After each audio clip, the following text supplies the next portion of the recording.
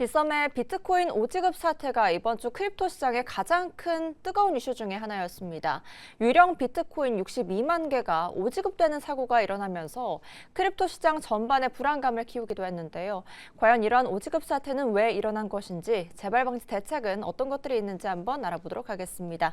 인사이트3의 윤현근 대표님 모셨습니다. 안녕하십니까? 네, 안녕하세요. 윤현근입니다. 네, 반갑습니다. 일단 한 주간의 가상자산 흐름을 숫자로 한번 알아보도록 하겠습니다. 이번 주 가상자산 시황 알려주시죠.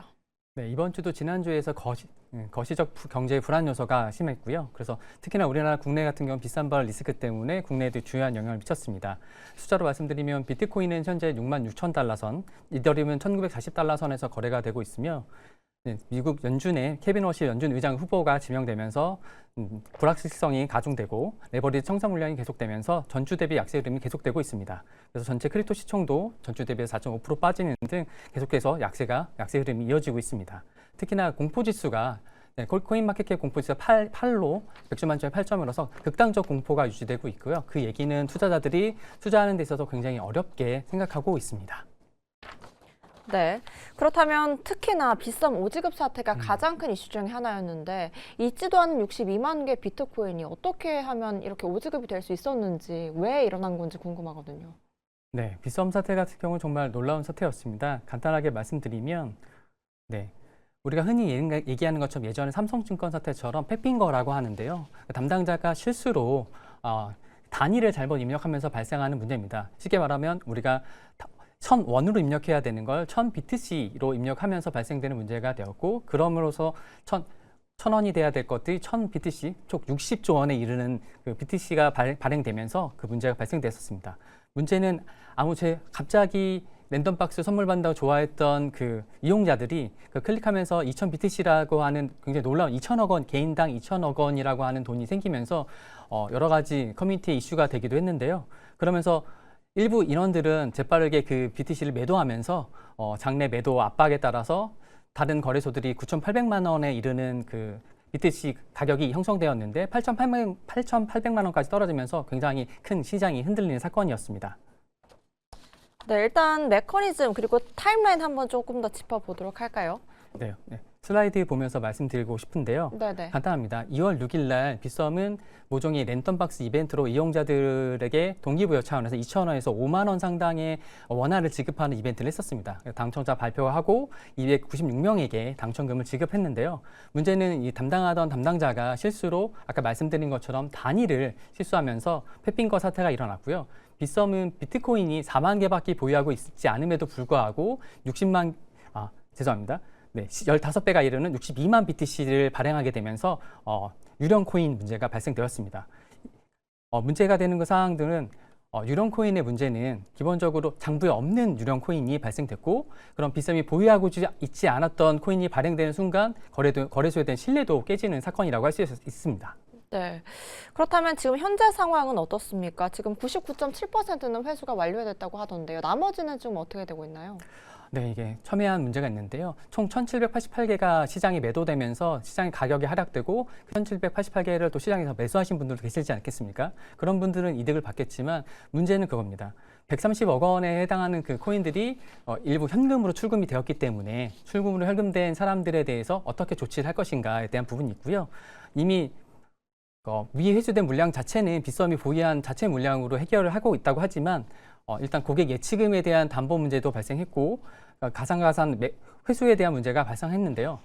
가상자산이 이렇게 회수되지 못하는 사항에 대해서는 민사적과 형사적 처벌이 따를 수 있습니다.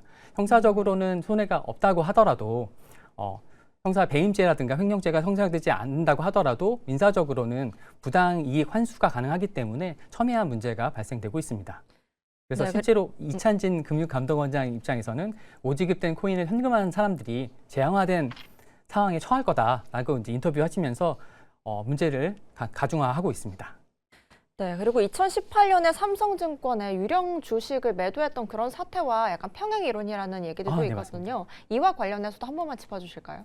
2018년도에 삼성증권도 마찬가지로 우리사주에게 배당을 주기 위해서 원화로 입금하는 원화를 했는데, 실제로 이것도 똑같이 주식을 숫자로 해서 단위를 발행하게 됐습니다. 그러면 이제 직원들 입장에서는 받아진 그 주식을 시장에 매도함에 따라서 삼성증권 자체가 11% 주가도 하락했고요. 문제는 없던 주식이 새로 발행하면서 시장에 굉장히 큰 추격을 이뤄졌고 어떻게 보면 거래소 문제와 다르게 거래소는 단일 거래소만 문제가 되는데 이건 시장 전반적으로 문제가 발생하기 때문에 실제로 시장에서 삼성증권을 거래하는 사람들도 큰 피해를 입었던 사례입니다.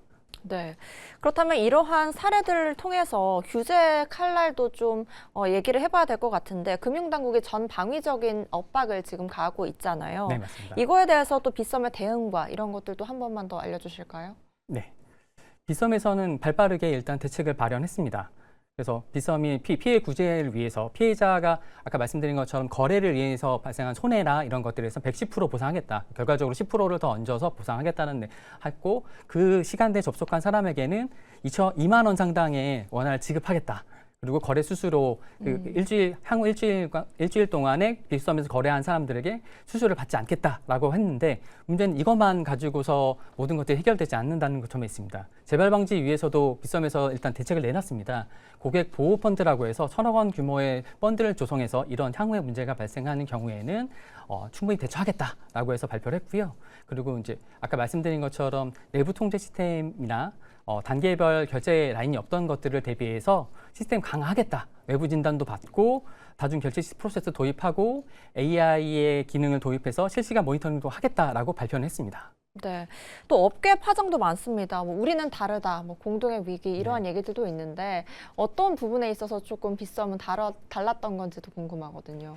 일단 정말 놀라운 사실은 그 지급할 때 회사가 배당금이든 주식이든 모든 것을 이제 발행하거나 지급할 때 한 사람이 모든 것을 책임지는 구조가 아니거든요. 기본적으로 멀티 결제가 돼서 결제를 받는 사람들이 상위 결제가 인정을 해줬을 때 지급돼야 되고 그리고 결제가 됐을 때도 이게 그 시스템 상에서 완전하게 지급이 됐는지 시스템 상에 갖고 있는 재고랑 지급한 재고가 맞는지 일치해야 되는 실시간 감정이 필요한데 네. 그런 거 없이 실시간 자산 대조라든가 이런 거 없이 진행됐다는 게 큰 문제가 됐었고요.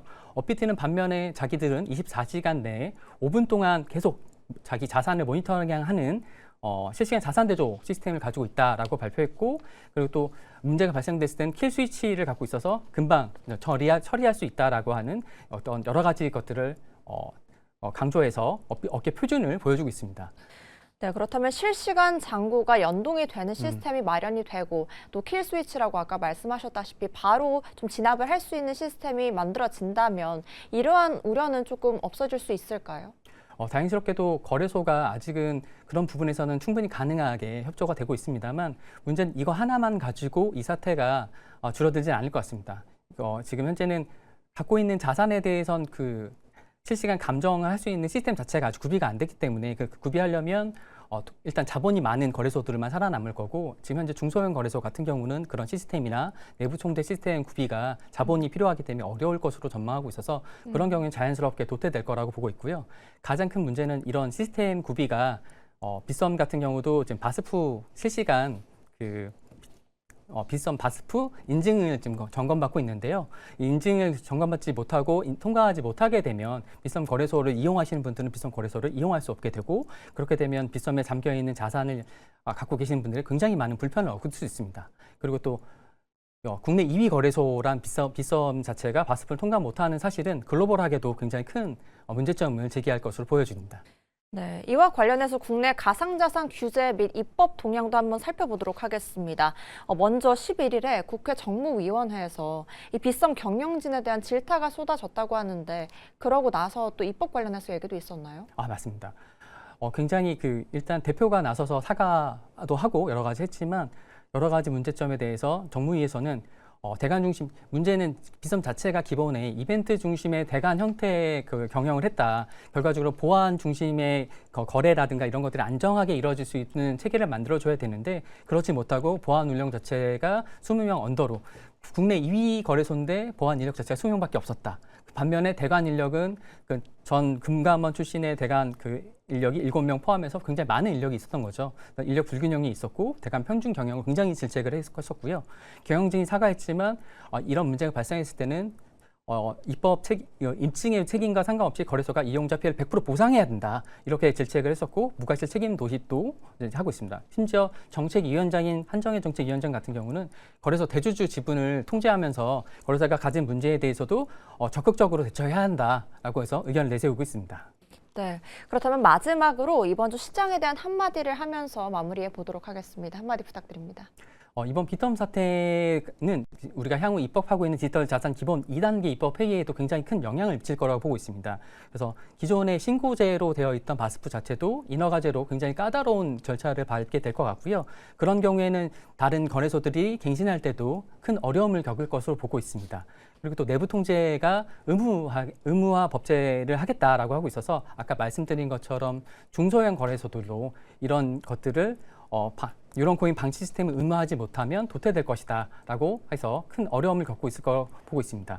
향후에는 이런 것들이 자정작용을 통해서 단순히 거래소 문제 하나로 해결되는 것이 아니라 향후에 자정작용을 통해서 더 좋은 크립토 시장을 만들어 갈 수 있는 단초가 될 것으로 저는 긍정적으로 보려고 노력하고 있습니다. 네, 오늘 말씀 여기까지 듣도록 하겠습니다. 비트코인 5지급 사태와 관련해서 관련 내용과 함께 알아봤습니다. 오늘 말씀 감사합니다. 감사합니다.